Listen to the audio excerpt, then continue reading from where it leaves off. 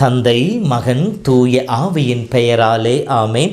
மூவொரு கடவுளுடைய அருளும் ஆசீரும் பாதுகாப்பு வழிநடத்துதலும் உங்களோடு இருப்பதாக. பாஸ்கா காலம் 3வது வாரம் சனிக்கிழமை. வளர்ச்சி காண்போம். இயேசுவில் என் அன்பு சகோதர சகோதரிகளே, ஆளும் வளரணும், அறிவும் வளரும், அதுதாண்டா வளர்ச்சி என்று சொல்லி நமக்கு சொல்லப்பட்டிருக்கின்றது. நாம் உடல், உள்ளம், ஆன்மா அனைத்து தளங்களிலும் வளர்கின்ற பொழுதே அது சமமான நிறைவான வளர்ச்சியாக இருக்கின்றது. கிறிஸ்துவின் சாயலை தாங்கி கிறிஸ்துவை அணிந்து கொண்டு கிறிஸ்துவோடு இணைந்து வாழ அழைக்கப்படும் நம் ஒவ்வொருவரிலும் இத்தகைய வளர்ச்சி தேவை. நாளுக்கு நாள் நாம் கிறிஸ்துவை பற்றிய அறிவிலே வளர வேண்டும், கிறிஸ்துவை பற்றிய அனுபவத்திலே வளர வேண்டும். அந்த அனுபவம் நம்மை பிறர் அருகிலே கொண்டு வந்து, பிறரை இயேசுவின் அருகிலே கொண்டு வந்து சேர்க்கின்ற ஒரு பாதையாக நம்மை மாற்ற வேண்டும். இத்தகைய வளர்ச்சி கிறிஸ்துவின் அனுபவம் நமக்கு வர வேண்டுமெனில் நம்மிடம் இருக்க வேண்டிய ஒரு சில குணாதிசயங்களை இன்றைய வார்த்தைகள் நமக்கு சொல்லி காட்டுகின்றன. இன்றைய முதல் வாசகத்தில் திருச்சபை வளர்ந்தோங்கியது, அதற்கு காரணமாக இருந்த செயல்பாடுகள். ஒன்று, திருப்பாடல் 111 சொல்லப்படுகிறது, ஆண்டவரை பற்றிய அச்சமே ஞானத்தின் துவக்கம் என்று சொல்லப்படுகின்றது. உடல் வளர்ச்சியோடு ஆன்மீக ஞான வளர்ச்சியும் எப்போது வளரும்? தெய்வ பயம் இருக்கின்ற பொழுது. இங்கே தெய்வ பயம் என்பது அடக்கி ஆளுகின்ற, கட்டாயப்படுத்துகின்ற, பயமுறுத்துகின்ற, அச்சுறுத்துகின்ற பாணியில் அல்ல, மாறாக அன்பினால் உந்தி தள்ளப்பட்ட உள்ளத்தில் ஏற்படுகின்ற ஒரு உணர்வு. நான் கடவுளால் படைக்கப்பட்டவர், அவரால் பாதுகாக்கப்பட்டு பராமரிக்கப்பட்டு வந்து கொண்டிருக்கின்றேன். இயேசு என்னோடு இணைந்து என்னை வழிநடத்தி கொண்டிருக்கின்றார்.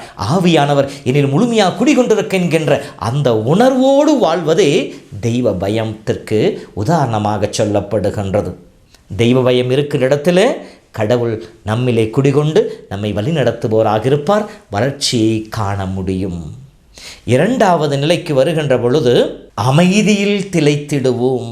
இயேசு வாழ்ந்து கொண்டிருக்கின்ற பொழுதே சொன்னால், இந்த உலகத்திலே துன்பங்கள் உண்டு, எல்லோரும் மகிழ்ந்திருப்பார்கள், நீங்கள் துயருவீர்கள், ஆனால் உங்கள் துயரம் மகிழ்ச்சியாக மாறும் என்று சொன்னவர் யோவான் 14:27. இதோ நான் உங்களுக்கு அமைதியை விட்டு செல்கிறேன், என் அமைதியை உங்களுக்கு தருகின்றேன், நான் தருகின்ற அமைதி இந்த உலகம் தருகின்ற அமைதி போன்றது அல்ல என்று சொல்லி வாக்குத்தத்தம் கொடுத்தவர் உயிர் தெழுந்த விற்பாடு சிலர்களுக்கு காட்சி கொடுக்கின்ற போதெல்லாம் சொன்னது, உங்களுக்கு அமைதி உரித்தாகட்டும் என்று சொல்லி. கலக்கத்திலே, குழப்பத்திலே, சோர்விலே வாடிக்கொண்டிருந்த, அச்சத்திலே, பயத்தில் இருந்த சிலர்களுக்கு இயேசு முதல் சொன்னது, உங்களுக்கு அமைதி உரித்தாகட்டும். அமைதியை கடவுள் கொடுத்திருக்கின்றார்.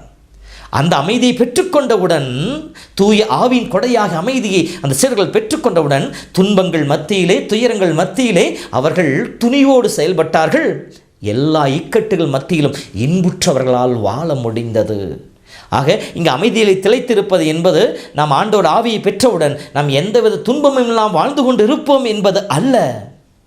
மாறாக துன்பத்தின் மத்தியிலே உள்ளத்திலே ஏற்படுகின்ற ஒரு தெளிவு, உள்ளத்தில் இருக்கின்ற ஒரு அமைதி, ஒரு சமாதானம், இது கடவுள் கொடுக்கின்ற கொடை.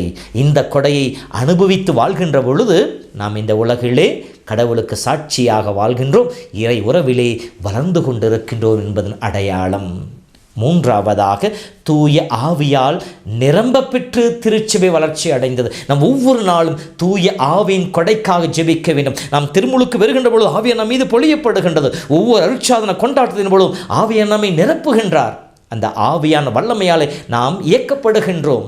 பவுலுடைய சொல்வதை போல தூய ஆவியில் இயக்கப்படுகின்றவர்களே கடவுள் பிள்ளைகள் என்று சொல்லப்படுகின்றது. தூய ஆவியானவர் துணையின்றி நாம் இயேசுவை அறிந்து கொள்ள முடியாது, இயேசுவை அறிக்கையிட முடியாது. தூய ஆவியின் இருக்கிற இடத்துல விடுதலை உண்டு என்று சொல்லப்படுகின்றது. அப்போ அந்த ஆவியானவர் நம்மிலே நிறைகின்றார். இதே ஆவியானவர் தான் சிறப்பாக ஒவ்வொரு கல்வாரி வழியிலும் சாதாரண அப்பத்தையும் ரசத்தையும் இயேசுவின் தெய்வீக திருவுடலால் ரத்தமாக மாற்றுகின்றார். அந்த அப்ப ரச குணத்திலே நாம் கடவுளுக்கு அர்ப்பணிக்கிற பொழுது நம்மிலே முழுமையாக நிறைத்து இயேசுவாக நம்மை மாற்றுகின்றார். இந்த ஆவியால் இயக்கப்படுகின்ற மக்களாக நாம் இருக்க வேண்டும். அப்படி ஆவியின் துறையோ நாம் இயக்கப்படுகின்ற பொழுது நமக்கு எதிர்வருகின்ற எல்லாவற்றையும் நம்மால் எதிர்கொள்ள முடியும். இந்த ஆவியை நம்மள இருக்கின்ற பொழுது நாம் சோர்ந்து போக மாட்டோம், தளர்ந்து போக மாட்டோம், விரக்தி ஏற்படாது. நம்முடைய கிறிஸ்துவ வாழ்விலே ஒரு வகையான போராட்டமாக இருக்காது. ஒவ்வொரு நாளும் எல்லாவித இக்கட்டுகள் மத்தியிலும் புது ஆற்றலை வலிமையும் பெற்றவர்களாக நாம் சான்று பகர்கின்ற வாழ்வோம். அப்பொழுது நாம் இயேசுவில் வளர்வோம். இயேசுவின் அன்பு இந்த சமுதாயத்திலே வளர்ந்தோங்கும். அடுத்ததாக நாம் கிறிஸ்து வளர்வதற்கு செய்ய வேண்டியது நன்மை செய்பவர்களாக இருக்க வேண்டும். ஆதி திருச்சபையிலே புதுமைகள் பல நடந்தன. இயேசு இந்த உலகிலே வருகின்ற பொழுது சாத்தானின் பிடியிலிருந்தும் சாவின் பிடியிலிருந்தும் எல்லா விதமான அடிமைத்தனத்திலிருந்து மக்களை விடுவித்தார். அற்புதங்களையும் அதிசயங்களையும் செய்து புதிய யுகத்திற்கு மக்களை தயாரித்தார். தொடக்க கால திருச்சபையிலும் இந்த புதுமை தொடர்ந்து கொண்டே இருந்தது. இயேசுவின் பெயரால், இயேசுவால் இந்த அற்புதங்கள் நடந்து கொண்டே இருந்தன. இயேசுவை அனுபவித்த திருத்தூதர்கள் மக்கள் மத்தியிலே இந்த புதுமையின் வழியை ஏற்படுத்தி கொண்டிருந்தார்கள். அதில் ஐனே என்கின்ற மனிதனுடைய முடக்குவாதமுற்றவனுடைய நோயை பேதுரு சுகப்படுத்துகின்றார். அதன் வழியாக பல மக்கள் இயேசுவில் நம்பிக்கொண்டார் என்று சொல்லப்படுகின்றது. யோப்பா நகரில் வாழ்ந்து கொண்ட தபித்தா என்கின்ற இறந்த மகளுக்கு பேதுரு உயிர் கொடுப்பதினாலே அந்த நகரம் முழுவதுமாக இயேசுவில் நம்பிக்கை வைத்தது என்று சொல்லப்படுகின்றது. புதுமைகளும் அற்புதங்களும் எதற்காக? ஆண்டவர் இயேசுவை இந்த உலகிலே அறிமுகப்படுத்துவதற்காக. ஒருவேளை தூய ஆவின் கொடை அத்தகைய புதுமை செய்கின்ற அற்புதங்களை செய்கின்ற ஆற்றல் நமக்கு இல்லாமல் இருக்கலாம். ஆனால் கடவுள் நம் ஒவ்வொருவருக்கும் நன்மை செய்கிற நல்ல உள்ளத்தை நமக்கு கொடுத்திருக்கின்றார். எபேசியர் 2:10 படிக்கின்ற பொழுது நன்மை செய்வதற்கென்றே நாம் படைக்கப்பட்டிருக்கின்றோம் என்று சொல்லப்பட்டிருக்கின்றது. ஏனெனில் நாம் கடவுளுடைய சாயல். 2 கொரிந்தியர் 9:8 அந்த நன்மை செய்வதற்கு தேவையான அனைத்து அருளையும் நமக்கு கொடுப்பவராக இருக்கிறார் என்று சொல்லப்படுகின்றது. நம் ஒவ்வொருவரையும் நன்மைகளால் நிறைத்திருக்கின்றார். நல்ல சிந்தனையால், நல்ல எண்ணங்களால், நல்ல வாழ்க்கையால் கடவுள் நம்மை ஆசீர்வதித்திருக்கின்றார். இப்படி இறைவனிடமிருந்து பெற்றுக்கொண்ட நாம் நம்முடைய சொல்லாலும் செயலாலும் நன்மை புரிபவர்களாக இருக்க வேண்டும். நாம் செய்கிற நன்மைகள் இந்த உலகிற்கு இயேசுவை அறிமுகப்படுத்த வேண்டும். அன்பு சகோதரமே, இதோ நாமும் நன்மை செய்வதற்காக மட்டுமே படைக்கப்பட்டிருக்கின்றோம். நம்மால் முடிந்த அளவிற்கு நன்மை செய்வோம். அத்தகைய வாழ்வு வாழ்கின்ற பொழுது நாம் இயேசுவை பிரதிபலிப்பவர்களாக இருப்போம். இயேசுவில் நாம் வளர்வோம். அன்பு சகோதரமே, நம்முடைய ஆன்மீக வளர்ச்சியை பற்றி சிறிது அலசி பார்ப்போம். தெய்வ பயத்தோடு, அமைதியான உள்ளத்தோடு, தூய ஆவியால் நிறைக்கப்பட்ட நிலையிலே நன்மை செய்பவர்களாக வாழ்வோம். கடவுள் நம் ஒவ்வொருவரையும் ஆசீர்வதிப்பார்.